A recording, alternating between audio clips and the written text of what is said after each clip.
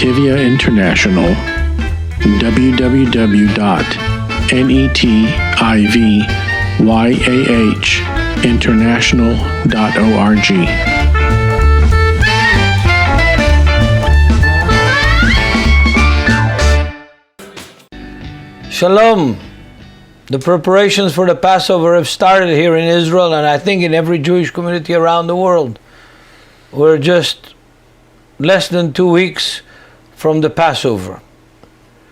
Passover is the main holiday of the Jewish calendar. In fact, according to the biblical calendar, it is the first holiday, because the month of Nisan is the first month of the year according to the Bible. I know that the Jewish people celebrate Rosh Hashanah or Jewish New Year in September. But it is on the first day of the 7th month, which is the Feast of Trumpets. The 7th month. The first month is Nisan. Another name for Nisan is Aviv. Aviv means the time of the blooming. And if you travel in Israel now in March, the end of February, beginning of March, all the way through March and the middle of April, you'll see the fields green, full of flowers, wonderful red anemones, the lily of the valley, with many different kinds of flowers, even some orchids, Judean orchids here in the hills of Judea. Beautiful time, springtime. And the feast of Pesach, of Passover, falls on the 14th day of the month of Nisan. The 14th day is always a full moon. It's a full moon because we are going according to the lunar calendar in Judaism. The ancient calendar of Israel was a lunar calendar, like all over the Eastern world. Until today, all of the east of us, east of Europe, go according to the lunar. The Chinese, the Persians, the Indians, the Japanese, the Koreans, all go according to the lunar calendar. So the 14th day of Nisan is the beginning of the Passover, Passover Eve. And it is full moon. And like all the holidays of Israel, except the Esther, which is also in the 14th of Adar, the last month of the year, are connected with history, an historical event. Here we're talking about the exodus of the children of Israel out of slavery, out of Egypt, and going into the Sinai desert in order to reach the land that God gave to Abraham some 400 years earlier. And God swore that it will be given to Israel as an inheritance forever. That's found in Genesis 13, verse 15, and in other places. So, it's a historical holiday.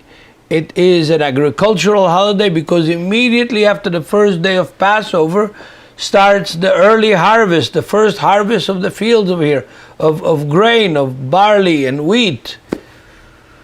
And it is also a cosmic holiday because it is connected with the events in the cosmos, the full moon, and the beginning of spring. All these things are tied together. However, for believers in the Bible, for Jews and Christians, Passover is mainly an historical holiday commemorating the great act of salvation that God did in the history of the Jewish people. Every act of salvation, including what Yeshua, or Jesus according to Western way that they call him, did, is connected with the Passover. When Yeshua comes to John the Baptist to be baptized and essentially start his ministry, John the Baptist proclaims him the Lamb of God that came to take the sins of the world. What, the Lamb of God? The Lamb of God is connected with the Passover lamb that is killed on the eve of Passover. by every household in Israel when they were in Egypt.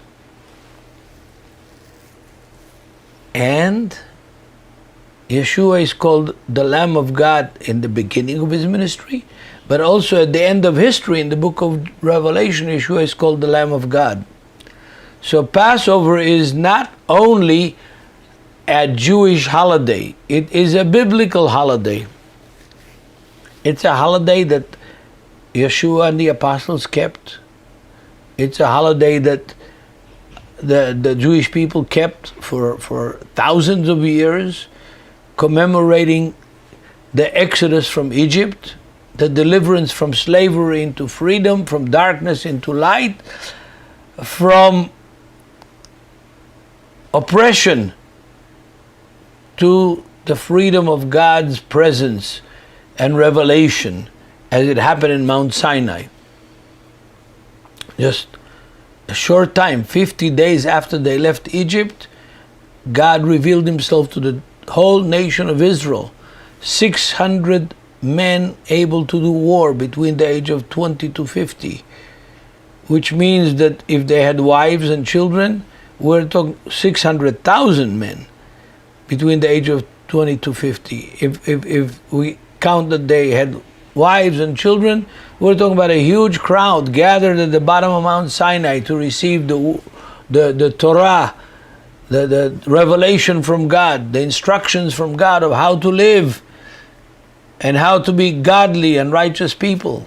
So Passover is a great holiday, but it's very interesting that when we talk about the holiday and all the preparation for the holiday, where God's emphasis is given. I'm going to read to you from Exodus chapter 12, which is actually the story of the Exodus, and the slaughter of the lamb, and the putting of the blood on the doorposts. In that context, God reveals the following from chapter 12, verse 25 on. It will come to pass, when you come to the land which the Lord will give you, just as he promised, that you shall keep his service. And it shall be when your children say to you, what do you mean by all this service, by all this work that you're doing? That you shall say, it is Passover sacrifice of the Lord, who passed over the houses of the children of Israel in Egypt, and when he struck the Egyptians and delivered our households. Notice, it's all about the children. The holiday itself is a memorial of what God did. And in fact, everything that Jews do is connected to this memorial. When we do Friday night Shabbat dinner, we say, in memory of the Exodus from Egypt. So it's a very important central event in our history, but also in the history of all Christians and all believers in God and in his Word, the living Word, Yeshua, our Messiah. I will continue this in the next session. But for now, I want to tell you that even the New Testament is full of Passover, from the beginning of Yeshua's ministry to the end of his ministry. In the end of world history, when history will be no longer, what will happen? The devil and all of his angels will be cast into the sea of fire. The sea of fire is a picture of what happened to Pharaoh and his army when they were cast into the end sea. Yam Suf is translated as the sea of reeds, it's true, but the same word without the vowel, different vowels, is the end. And so even the end of history is connected to the Passover event and feast. And check the next session, you'll learn some more.